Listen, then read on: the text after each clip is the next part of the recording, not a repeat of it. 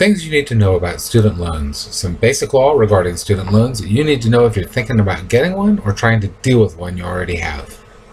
Brought to you by yourlegallegup.com, your advantage if you're being sued by debt collectors. In this brief video and article, I want to talk about just a few things regarding student loans. First, we'll talk about the liability of signers and co-signers. Then we'll talk about payment trouble and bankruptcy. And finally, we'll talk about joint and several liability and loan consolidation. The signer of a student loan is first up when it comes to payments. That makes sense since the loans are usually for that person's benefit. What you need to know, however, is that the only person who can relieve you from that responsibility is the lender. That's a power they can exercise as they see fit, to their own advantage. Specifically, that means that if you get someone else to agree to make the payments, the lender can still sue you if they aren't made. This issue comes up a lot in divorce because a divorce decree does not affect the lender's rights. If part of your divorce agreement is for your ex to pay loans that have your name on them, it creates the risk that if the payment is not made, the lender could go after you, and it definitely will if it thinks that's to its advantage. A co-signer is someone who also signs a loan in addition to the signer. The co-signer becomes liable to the lender upon the happening of a certain event, which is usually designated by the loan documents, usually some sort of default in payments.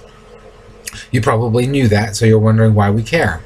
It means first that co-signers have to give serious thought to whether the signer will be able to pay, and also to whether they themselves will be able to pay. On student loans, parents very often forget this part. It's deadly serious, though, and has ruined many elderly parents. Again, only the lender or loan servicer can change this, and they won't do it. It also means that it would be possible for the student, the signer, to have the loan discharged in bankruptcy, sticking the co-signer with the rest of the payments. And it raises the questions of joint and several liability and bankruptcy that we discussed below. Co-signing is every bit as much of a serious commitment as signing, maybe more. Let's talk about student loans and bankruptcy. There's a special rule for the way student loans are treated by the bankruptcy courts.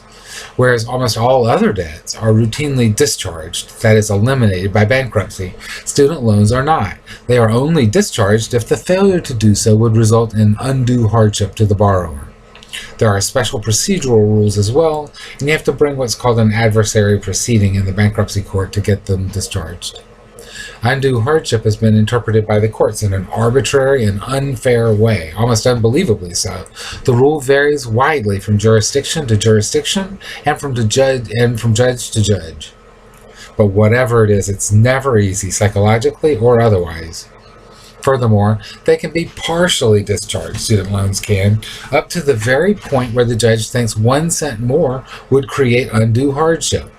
This has often meant that if a judge thinks it would just be too much to saddle you with $2,000 per month of payments, he could still saddle you with $1,900 per month of payments. The bankruptcy's policy of giving debtors a fresh start has been almost completely tossed out by the courts. The main case applying the law is Bruner versus New York State Higher Education Services Corp. And there's a citation. We'll just call it Bruner in this video.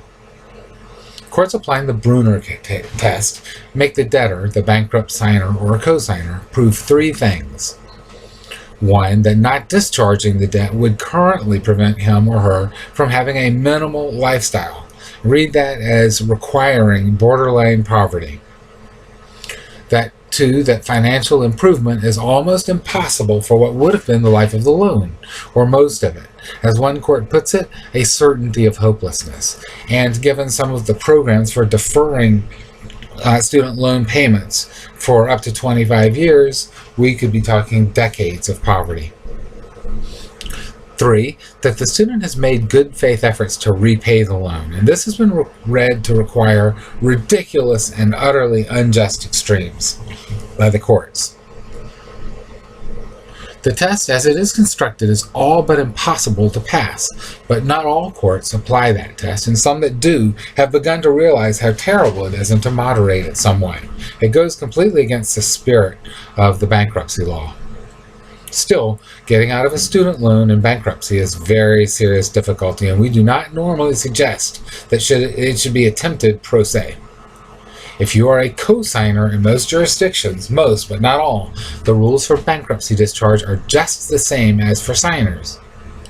That means that if you co-signed for someone else's loan, it could put you in the poorhouse and keep you there for decades. You would be shocked to read some of the cases that come along. Consolidation. It is possible for one person to put all of his or her loans into one big loan. We have our doubts about the wisdom of that, given that lenders always suggest it, but that's beyond the scope of this video. It's also possible for two people to consolidate their loans together.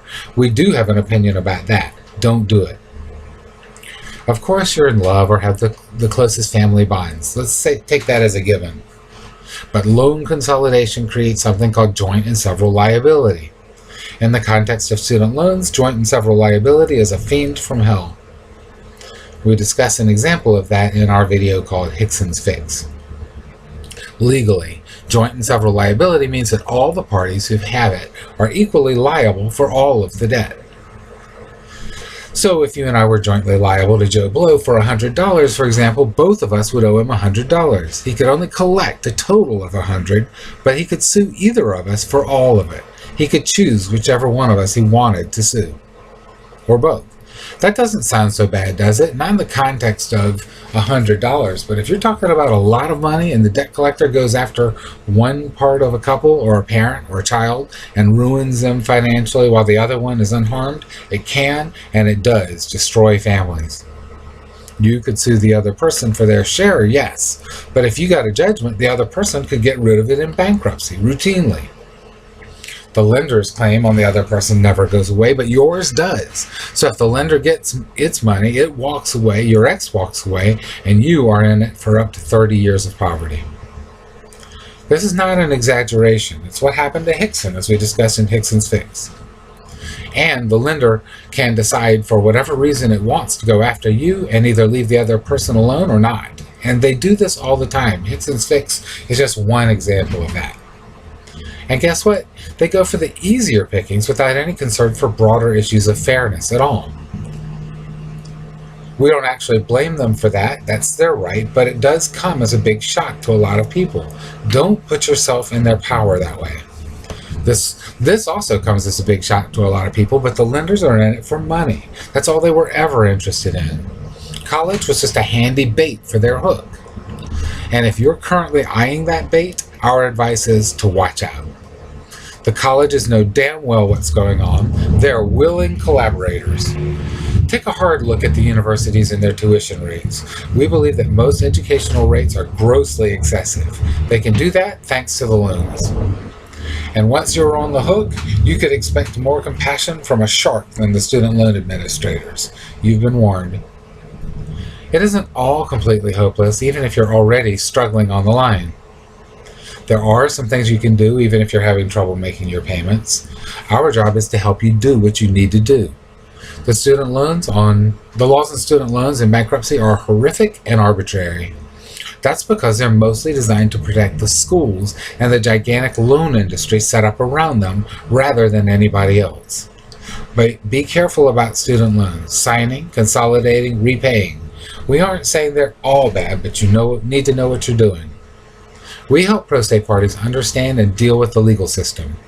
Although we don't give legal advice, we do have frequent teleconferences for our members. You can call in real time and discuss what is happening in your case with us and other members. We can help you translate what the other side is saying, figure out what they're doing, and discuss options on how you might respond. That way you don't have to be confused by all the things going on in your case. We provide manuals that explain in great detail in plain English what's going on in your situation, whether you're talking about student loans or other debt litigation, from what your legal options might be to how to bring motions. We have member-only videos and articles, and we have informational packs which help with a lot of what you're going to need to do, among many other resources.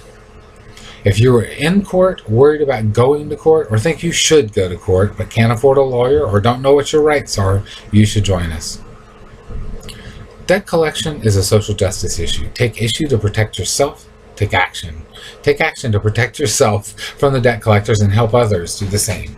Please like this video, share it with anybody you think could use it, subscribe and comment, as all these things help others find our materials. yourlegalagup.com.